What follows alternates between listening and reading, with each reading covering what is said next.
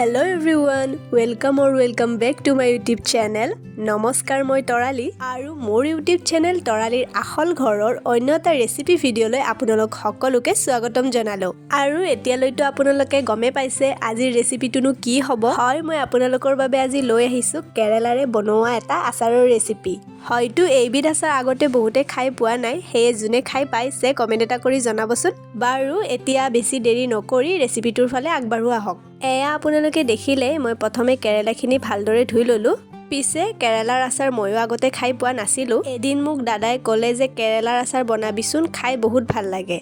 তেতিয়া তাক মই সুধিলো যে কেৰেলাৰ আচাৰনো তিতা নালাগিবনে? তেতিয়া সি ক'লে তিতা নালাগে, খাই কিন্তু খুবেই ভাল লাগে। সেয়ে মই এই আচাৰবিধৰ বিষয়ে অকণমান ডিটেইলছত জানি ললো। তেতিয়া মই এই আচাৰবিধ বনাইছিলো আৰু খাই খুবেই ভাল পালো। সেইবাবে এতিয়া মই আপোনালোকৰ বাবে এই ৰেচিপিটো লৈ আহিছো। আৰু এয়া কেৰেলাখিনি ভালদৰে ধুই শুকান চাফা কাপোৰ এখনেৰে এনেদৰে কেৰেলাখিনি ভালদৰে শুকুৱাই ল'ম যাতে কেৰেলাৰ গাত পানী লাগি নাথাকে। আৰু এতিয়া কেৰেলাখিনি মই ভালদৰে কাটি ল'ম। আপোনালোকে আপোনালোকৰ হিচাপত কেৰেলাটো কাটিব পাৰে, আপোনালোকে যেনেকুৱা শেপত কাটিব বিচাৰে। মই এনেকৈ গোলকৈ আৰু দীঘলকৈ কাটিছোঁ, কিন্তু আপোনালোকে ইয়াতকৈ যদি সৰু কৰিব বিচাৰে তেনেকুৱাও কৰিব পাৰে। আৰু আপোনালোকে মন কৰিব মই কেৰেলাৰ গুটিবিলাক পেলাই দিয়া নাই, কাৰণ এইখিনি এতিয়াও কুমলীয়া হৈয়ে আছে, সেইবাবে এইখিনি গুটিৰ লগতে দিব পাৰি। কিন্তু কিছুমান এনেকুৱা ধৰণৰ ৰঙা মানে পকি যোৱা থাকে নহয়, সেইখিনি আপোনালোকে পেলাই দিব। আৰু এয়া আপোনালোকে মোৰ শেপখিনিটো দেখিলেই, কিছুমান মই এনেকুৱাকৈ দীঘলীয়াকৈ দিলোঁ আৰু কিছুমান এনেকুৱা খুৰণীয়াকৈ থৈ দিলোঁ। শেপখিনিৰ মানে কোনো ধৰণৰ কথা নাই যে এনেকুৱাই দিব লাগিব, আপোনালোকে ইয়াতকৈ সৰু কৰিব বিচাৰে তেনেকুৱাও কৰিব পাৰে।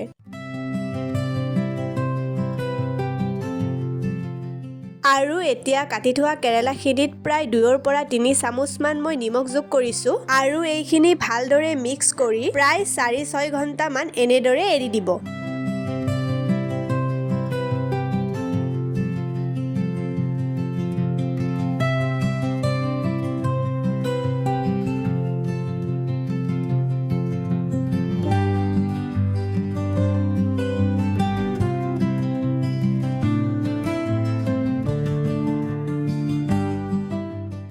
আহক এতিয়া আমি এই আচাৰবিধত লগা মছলাখিনি চাই লওঁ। ইয়াত বহুত বেছি মছলাৰ প্ৰয়োজন নহয়, সেয়ে ইয়াত লাগতিয়াল মছলাখিনিৰ বিষয়ে আপোনালোকে ভালদৰে জানি লওক। ইয়াত লৈছোঁ মই অকণমান ৰঙা সৰিয়হ, গোটা ধনিয়া, জিৰা, শুকান জলকীয়া, কালজিৰা, জালুক আৰু চফ। আৰু এতিয়া সৰিয়হখিনি প্ৰথমে শুকানকৈ ভাজি লৈছোঁ। তাৰ পিছতে আন মছলাখিনি একেলগে শুকানকৈ ভাজি ল'ম। ইয়াত মই মিঠি গুটি আৰু হালধীয়া সৰিয়হৰ ব্যৱহাৰ কৰা নাই, সেইখিনি আপোনালোকে মন কৰিব।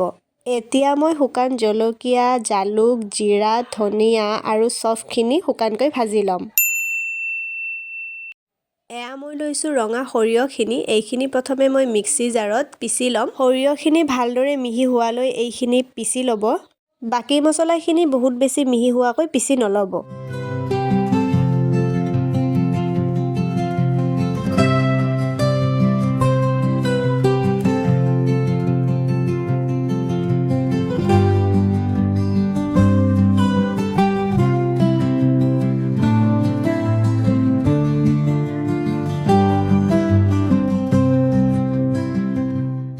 মছলা পাতি যোগাৰ কৰি উঠি এয়া প্ৰায় 6 ঘণ্টা পিছত মই আপোনালোকক কেৰেলাখিনি দেখাব লৈছোঁ। আৰু এয়া আপোনালোকে চাব পাৰে কেৰেলাখিনিৰ পৰা পানী ওলাইছে, কাৰণ ইয়াত আমি নিমখ যোগ কৰি থৈ দিছিলোঁ। সেয়ে কেৰেলাৰ সেই তিতাখিনি এই পানীৰ যোগেদিয়ে ওলাই গৈছে। পিছে আপোনালোকে আকৌ এই পানীখিনি পেলাই নিদিব, কাৰণ এই পানীখিনিয়ে আচাৰবিধ বহুদিনলৈ ভাল হৈ থকাত সহায় কৰে। আৰু এতিয়া মই এই গ্লাছটোত লৈছোঁ নেমুৰ ৰস।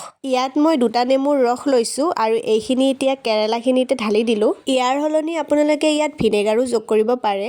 আৰু এতিয়া মই ইয়াত যোগ কৰিছোঁ অকণমান হালধি, ৰেড চিলি পাউডাৰ আৰু অকণমান নিমখ। তাৰ পিছতে ইয়াত যোগ কৰিম সৰিয়হ আৰু অইন খুন্দি থোৱা মছলাখিনি।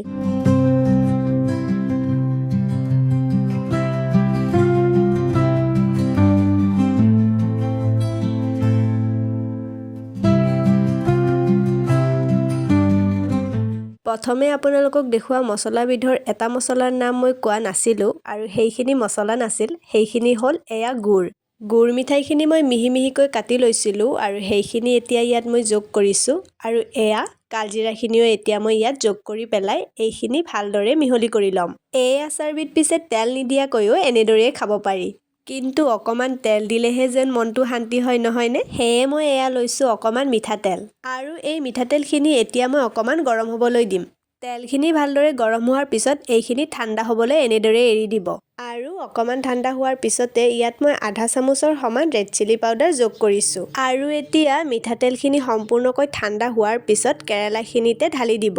তাৰ পিছতে এইখিনি ভালদৰে মিহলি কৰি এটা আইনাৰ বৈয়ামত ভৰাই থ'ব।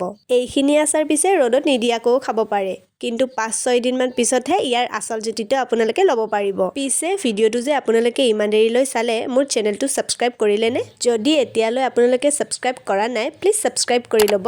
আৰু এই ৰেচিপি ভিডিঅ'টো যদি ভাল পালে তেতিয়াহ'লে প্লিজ লাইক কৰিব, শ্বেয়াৰ কৰিব, লগতে আপোনালোকে এবাৰ এনেদৰে বনাই কেনেকুৱা পায় মোক কমেণ্ট কৰি নিশ্চয় জনাব।